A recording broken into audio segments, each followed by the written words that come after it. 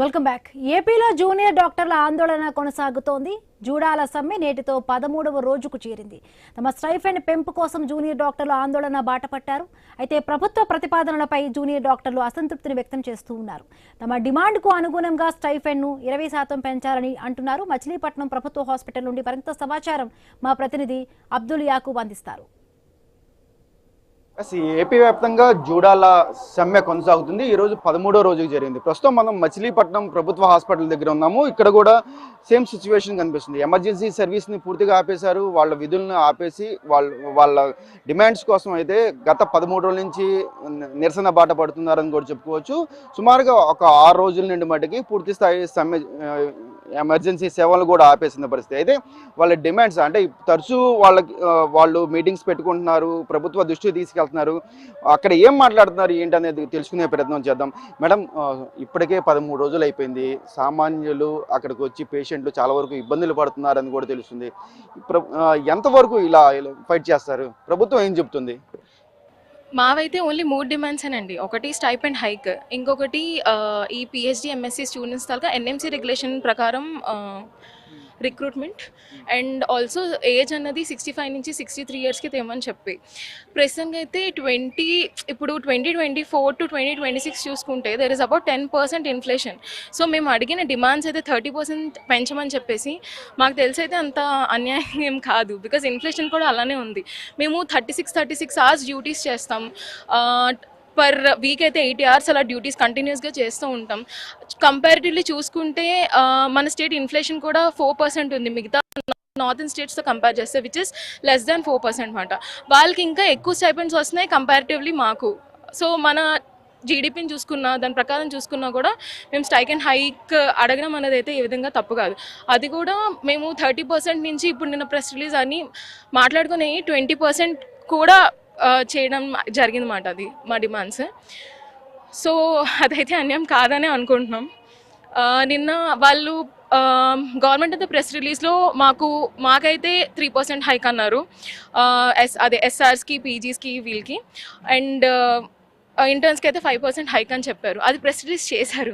కానీ అవి ముందుగా మాట్లాడుకోవడం కానీ మమ్మల్ని మీటింగ్కి పిలవడం కానీ అన్నట్టు ఏం అవ్వలేదు. డైరెక్ట్గా వాళ్ళు ప్రెస్ రిలీజ్ చేసేసారన్నమాట. తెలంగాణతో కంపేర్ చేసుకుంటే మనకి 30% అనే స్టైపెండ్ అనేది తక్కువ వస్తుంది. ఇప్పుడు వాళ్ళకి నెక్స్ట్ 2027లో మళ్ళీ రివైజ్ చేసే అవకాశం ఉంది. అప్పుడు కంపేర్ చేసుకుంటే దాదాపు 40% స్టైపెండ్ అనేది మనకి ఇంకా మనం వెనుకబడి ఉంటాం తెలంగాణతో కంపేర్ చేస్తే. ఓవరాల్ కంపేర్ చేస్తే మనం లాస్ట్ నుంచి 6th పొజిషన్లో ఉన్నాం మాకు స్టైపెండ్స్ ఇచ్చేది. కానీ ఇన్ఫ్లేషన్ మాత్రం ఫస్ట్, ఆంధ్రప్రదేశ్ అనేది ఫస్ట్ 4%. ఓవరాల్గా ఇన్ఫ్లేషన్ వచ్చేసి 10 to 20% ఉంది మొత్తం అన్ని స్టేట్స్ కలిపి.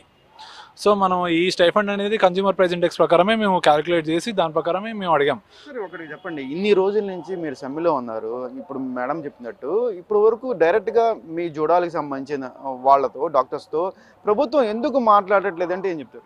మరి అది హెల్త్ మినిస్టర్ వాళ్ళకి తెలియాలి. ఎందుకంటే మేము మా సైడ్ నుంచి డిఎంఈ వీళ్ళకి గత 8 months నుంచి మేము లెటర్స్ పెడుతున్నాము. దాని గురించి వాళ్ళు July 21st మేము నోటీస్ ఇచ్చినప్పుడు ఏమన్నారంటే మాకు ఒక 1 week కావాలి మేము హెల్త్ మినిస్టర్తో వీళ్ళతో మాట్లాడడానికి.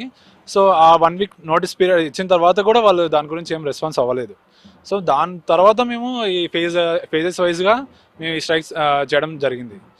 కానీ దాని తర్వాత 2 సార్లు పిలిచారు జస్ట్ మాట్లాడడానికి. అప్పుడు కూడా కరెక్ట్ రెస్పాన్స్ లేదు.